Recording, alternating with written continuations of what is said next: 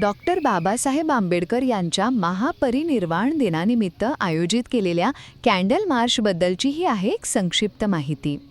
तर आज 6 डिसेंबर रोजी डॉक्टर आंबेडकरांना आदरांजली वाहण्यासाठी शहरात एका शांततापूर्ण कॅन्डल मार्चचं आयोजन करण्यात आलं होतं.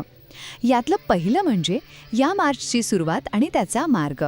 बघा, हा कॅन्डल मार्च शहराच्या डॉक्टर बाबासाहेब आंबेडकर चौकातून सुरू झाला आणि मग तिथून तो शहराच्या प्रमुख रस्त्यांवरून पुढे नेण्यात आला. आणि दुसरं म्हणजे या मार्चचा समारोप.